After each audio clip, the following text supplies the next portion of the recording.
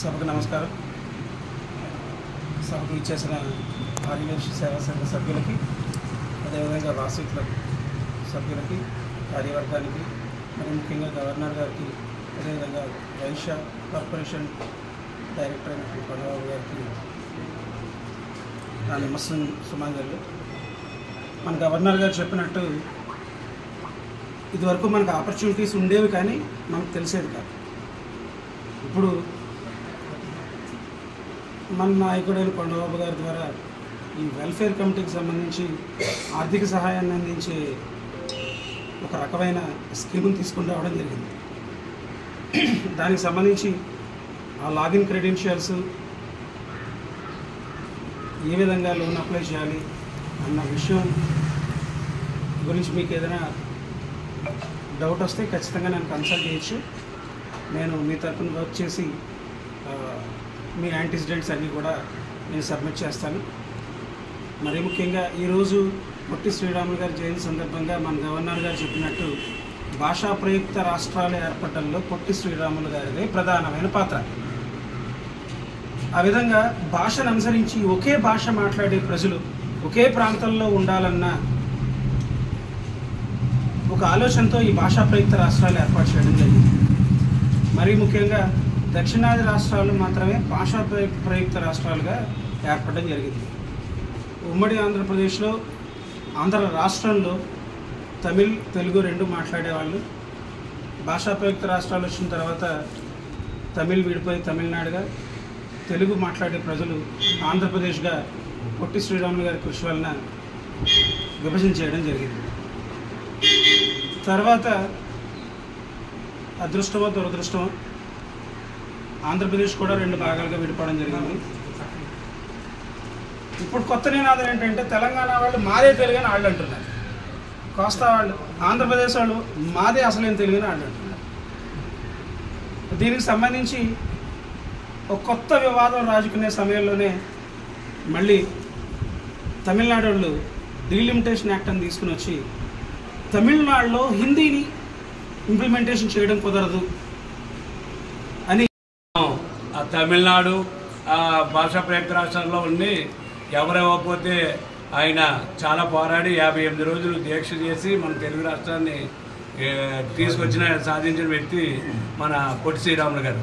కానీ దారుణం ఏంటంటే ఆ రోజు ఆయన పోయినప్పుడు ఒక మనిషి కూడా లేరు. కానీ ఆ ఘంటసాల గారు మన ఆంధ్ర ఆయన కాబట్టి ఆయన పాడిన దానికి ఈదుల్లోంచి జనం వచ్చారు. సేమ్ అదే సిచ్యుయేషను ఇవాళ ఎవరైనా సరే ఎక్కడైనా సరే కాలంలో మార్పు వచ్చింది ఏంటో తెలియదు కానీ ఆస్తులు అనుభవించడానికి అందరికీ అన్ని రకాలుగా అప్పులు కావాలంటున్నారు కానీ బాధ్యతలు ఎవరో ఎరిగెత్తలేదు. దానికి ఉదాహరణగా అంటే రీసెంట్గా మనకి హైదరాబాదు మన ఆంధ్రప్రదేశ్ విడిపోయింది. అక్కడ ఇంకా 1 year కూడా అవ్వలేదు, మన పొట్టి శ్రీరాములు యూనివర్సిటీ ఉంటే ఆ పేరు తీసేస్తున్నారు. ఎంత దారుణం అంటే అది కూడా ఈరోజు ఆయన పుట్టినరోజు.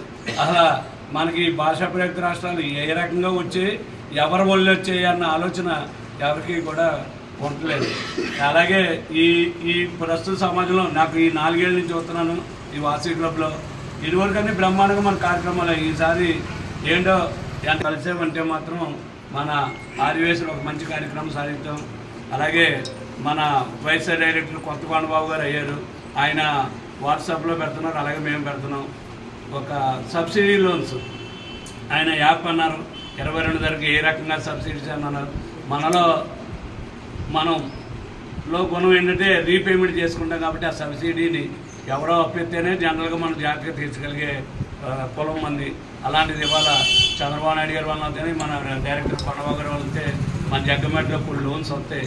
కాబట్టి ప్రతి ఒక్కరూ ఆ లోన్స్ ఉపయోగించి ముందు మీరు తీసుకోకపోయినా శాంక్షన్ అయినా శాంక్షన్ అవ్వకపోయినా ముందు ఆ లాగిన్ ఉంది. ఆ లాగిన్ అవ్వాలంటే ఏ రకంగా లాగిన్ అవ్వాలంటే మీకు ఏమైనా పిల్లలు తెలియకపోతే మా రామాన్ దగ్గర రండి, లేదంటే ఇక చదువుకున్న దారా సీనియర్ లేకపోతే ఇలాంటి లాగారు చాలామంది ఉన్నారు.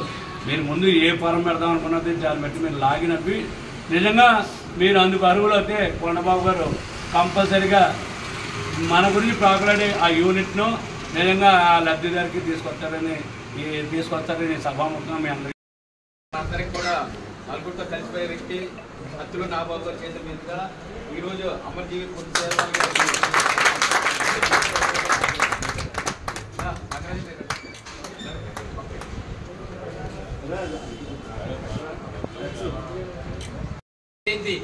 58 రోజులు వారు